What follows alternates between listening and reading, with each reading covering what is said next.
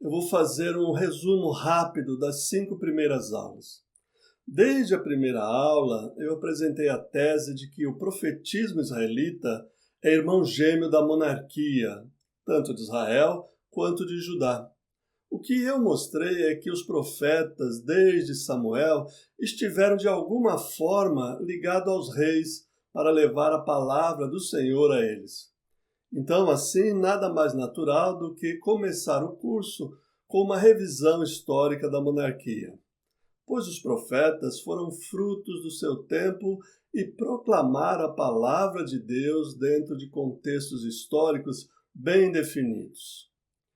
Eu dividi o período dos monarcas em 4 etapas: a monarquia unida, Israel como reino do norte, Judá como reino do sul, depois da divisão, e o exílio babilônico, junto com o retorno à terra prometida. Não vou repetir as datas dos eventos. Caso você tenha alguma dúvida, consulte o material impresso, ok? O estabelecimento da monarquia por Samuel, após o período dos juízes, leva à unção de Saul como primeiro rei de Israel, que será sucedido por Davi e este por Salomão, seu filho. Saul, na verdade, é mais parecido com um comandante militar do que propriamente com um rei, como testemunham as narrativas bíblicas a seu respeito. Logo, Davi, da tribo de Judá, é sagrado rei e fez com que Judá fosse ganhando uma grande importância histórica posterior. Primeiro, ele governou uma parte dos territórios. Somente depois é que os anciãos das tribos do norte foram a Hebrom para reconhecer Davi como o rei de todo Israel. As narrativas bíblicas sobre o reinado de Davi dão ênfase à conquista de Jerusalém e à sucessão do trono.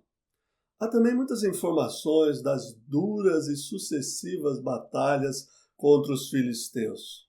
No final, Davi acaba vencendo e sujeitando a cidade dos filisteus. A conquista de Jerusalém foi o ponto crucial do reinado de Davi, que a tornou capital do reino. Ela será alvo da pregação de muitos profetas. Lembre-se de que, além de Natã, o reino de Davi teve Gade, como outro profeta do período. Após as intrigas pela sucessão, Salomão se torna rei. As suas intensas atividades comerciais e políticas vão criando um estado de opressão que vai arrebentar com a divisão do reino. A opulência do reino de Salomão consome muitas riquezas, mão de obra, trabalho escravo e muitos recursos do povo, que é obrigado a sustentar a corte salomônica. Além da opressão sobre o povo, Salomão se entregou à idolatria, se entregou aos deuses de suas mulheres. Por causa disso, o Senhor se indignou contra ele, pois ele desviou seu coração do Senhor, Deus de Israel.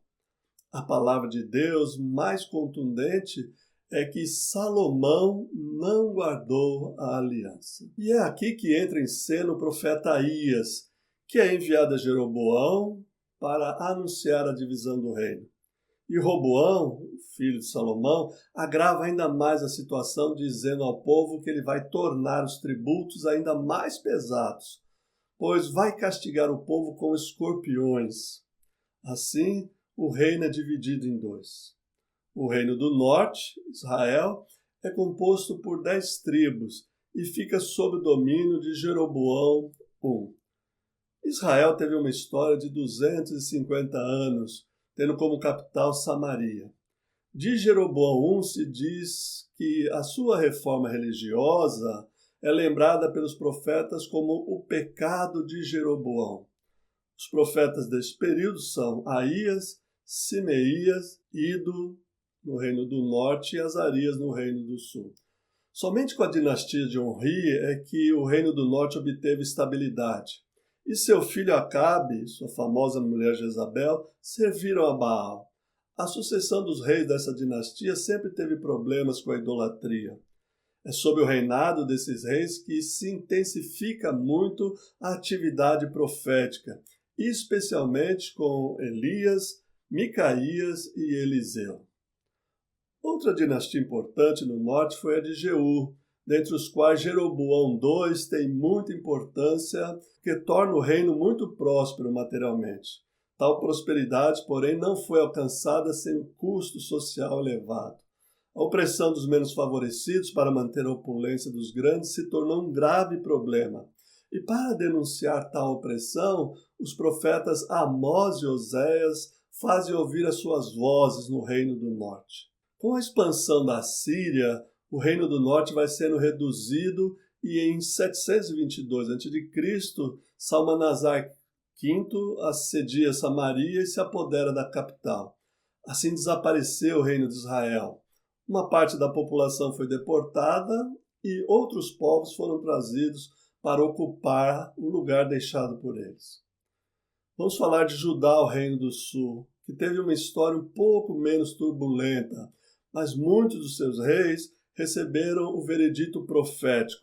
Fez o que era mal aos olhos do Senhor e andou em todos os pecados do seu pai. A luta contra a idolatria sempre esteve em pauta junto dos reis de Judá também. Alguns conseguiram, por um tempo, diminuir a influência dos deuses nos negócios do reino, mas, no geral, o problema permaneceu. Tanto é assim que os profetas vão dirigir palavras duras contra os monarcas e sua corte, devido ao serviço da idolatria, que gerava uma situação de riqueza às custas de uma situação social muito opressiva, que levou o profeta Isaías a denunciar a opressão dos mais fracos. Senaqueribe, rei assírio, ataca Judá e o profeta Isaías lembra ao povo a fidelidade de Javé e pede calma. Senaqueribe deixa a região, mas impõe pesado tributo sobre Judá. Logo é o Império Babilônico que está atuante na região e vai levar Judá cativo para o exílio. No exílio babilônico, a atuação profética vai se dar especialmente na Babilônia, até o retorno dos exilados, quando outros profetas atuarão em Judá. As consequências desse exílio foram a perda da terra e sua posse, a perda da monarquia e da independência política, a perda do templo e tudo o que ele significava para a identidade nacional. O retorno para a Terra Prometida se deu por meio de um decreto real de Ciro, o persa. Um grupo de judaítas retornou a Jerusalém para iniciar as obras de reconstrução do templo. Mas a sonhada reconstrução só teve lugar quando Zorobabel retornou para a Palestina, e animados pelos profetas Ageu e Zacarias, iniciaram as obras com grandes dificuldades e conflitos com os samaritanos. Depois do panorama histórico da monarquia, eu mostrei o surgimento do profetismo em Israel. Comecei pelas 4 palavras que se referem aos profetas no Antigo Testamento, que foram vidente, Roé, visionário, Roser, homem de Deus, Ish Elohim, e profeta, Nabi. Na apresentação da terminologia relativa aos profetas, mostrei que na pessoa de Samuel se acumulam os 4 termos mais comuns utilizados para designar os mensageiros do Senhor. Samuel é chamado de vidente, Roé, no primeiro livro de Samuel 9:8, de visionário, Rosé, no primeiro livro das Crônicas 29:29, de homem de Deus, Ish Elohim, em Samuel 9:6, e de profeta, Nabi, em Samuel 3:20. Tratei de explicar as origens do profetismo israelita, alistando uma série de pessoas, homens e mulheres, que receberam o designativo de profeta. Comecei com Arão, profeta de Moisés, depois Moisés como modelo de profeta, que se contrapõe aos falsos profetas, além de Samuel, obviamente. Elenquei também algumas profetisas, como Débora, Miriam e Uda. Quando tratei da concepção de profecia e profeta, eu fiz a diferenciação entre as concepções gregas e hebraica, que pode ser vista nesta imagem. Dentro deste assunto, mostrei as consequências hermenêuticas na interpretação dos profetas. O fundamento sobre o qual os profetas proclamaram a sua mensagem de anúncio e denúncia foi a aliança do Senhor e todas as suas exigências. Por isso, eu apresentei uma visão geral da aliança do Senhor que serviu de critério para os profetas avaliarem a monarquia e suas instituições. Eu destaquei 3 aspectos ou 3 elementos que aparecem em todas as alianças, individuais e coletivas. Primeiro, é sempre Deus quem toma iniciativa, ela é unilateral. Segundo, que existe um sinal que sela, identifica a aliança com esse Deus. E terceiro, é que ela tem um caráter eterno, duradouro. Foi a ruptura da aliança por parte do povo e de seus governantes que levou a nação rumo à catástrofe do exílio, segundo, obviamente, as avaliações do profeta. No próximo passo do curso, eu falei um pouco sobre o cânon hebraico das Escrituras, mostrando as implicações de adotarmos os 39 livros na sequência e na divisão que a Bíblia hebraica apresenta, para a nossa compreensão da leitura profética da história de Israel. Assim, ao passar de uma visão meramente histórica dos livros chamados históricos para uma visão profética, faz toda a diferença. Uma delas é a unificação teológica desse bloco literário. A outra é que a abordagem profética destes livros ajuda a estender um fio vermelho que atravessa toda a segunda parte do cânon da Bíblia hebraica. Ao explanar sobre os profetas anteriores, comecei com Samuel, mostrando como ele fez a passagem do vidente para o profeta. Falei sobre Gade e sua atuação junto ao rei Davi em ocasiões bem importantes. Depois foi Natã, também ligado ao monarca Davi. Natã teve uma atuação bem mais intensa do que Gade. Ele intervém nos planos da construção do templo, exorta Davi quando ele manda matar Urias para justificar seu erro de ter deitado com Betseba, a esposa de Urias. Natã apoia Salomão como sucessor de Davi, a quem unge como rei. Outro profeta listado foi Aías. Ele que vai ao encontro de Jeroboão e rasga o seu manto novo em 12 pedaços, como uma ação simbólica, para simbolizar a divisão do reino de Salomão. Aías também atua junto a Jeroboão. Eu falei também de Semaías, enviado a Roboão para dissuadir o rei de lutar contra Israel. Deste período dos profetas anteriores, 2 são os mais conhecidos e sobre os quais o Velho Testamento preservou diversas narrativas. Foram eles Elias e Eliseu. E suas histórias são bem conhecidas de todos nós. Passando para os profetas posteriores, eu mostrei como a Bíblia hebraica separa o bloco de profetas em 2 partes.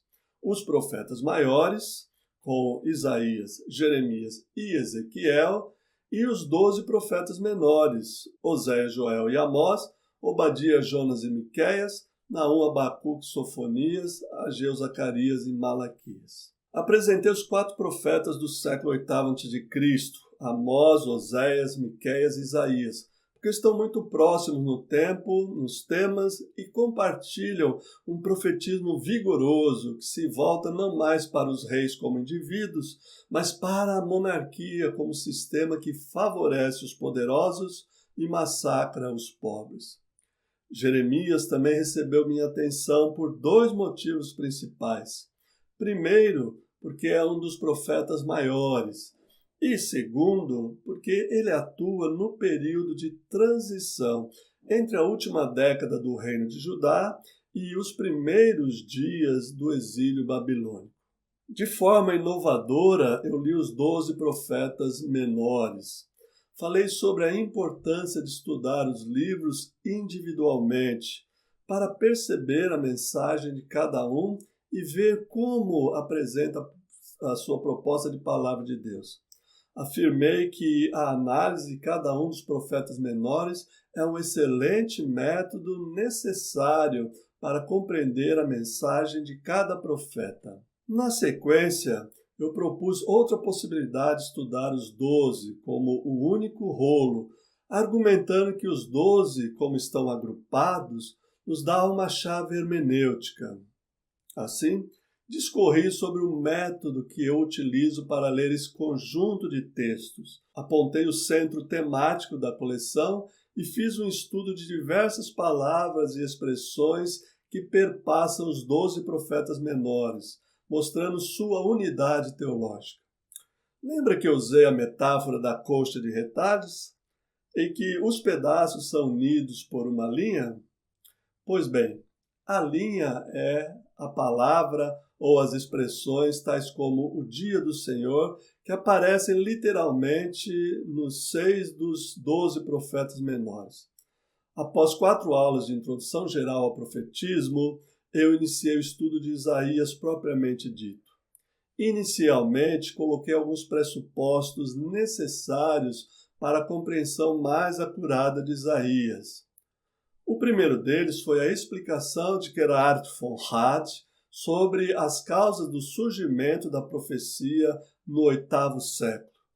Na opinião dele, foram 4 os fatores fundamentais para o surgimento desse movimento profético: o religioso, o político, o social e o geopolítico. O segundo pressuposto foi a história da interpretação de Isaías, pois sem entender o que os outros já disseram sobre o livro, ficamos com uma leitura parcial da obra. Essa história da interpretação mostrou que, aos poucos, o livro de Isaías foi sendo dividido em partes e cada parte foi sendo atribuída a um período histórico. Assim, como resultado, chegou-se à clássica divisão do livro de Isaías em 3 blocos, a saber, primeiro Isaías, ou Isaías de Jerusalém, do século VIII, capítulos 1 a 39, segundo Isaías, ou Deutero-Isaías, do período exílico, capítulos 40 a 55, e o terceiro Isaías, ou Trito Isaías, do período pós-exílico, capítulos 56 a 66. Na década de 80, porém, se voltou à questão sobre a unidade do livro de Isaías, como ele se apresenta no cânon. Então ele está dado como um livro como um todo, e é assim que devemos ler esse livro, não como de um único autor, mas como um único livro. O terceiro pressuposto foi a série de transformações que o profetismo sofreu no 8º século. Entre elas eu destaquei a ruptura com o reformismo, a adoção dos oráculos de juízo coletivo, a diversificação dos gêneros literários, a presença do oráculo de salvação e os modos de falar dos profetas, como a ação simbólica, os nomes simbólicos, as canções populares, etc. Logo a seguir, eu comecei a mostrar como ler o livro de Isaías como uma unidade literária e teológica. Eu propus que o sobrescrito de Isaías 1:1 é a porta de entrada para o livro. O sobrescrito é uma forma de abrir o livro ao nosso entendimento, de abrir um portal para a compreensão do livro. Mostrei o que é um sobrescrito, qual sua função e quem o colocou aonde ele está atualmente no livro. Este era o resumo.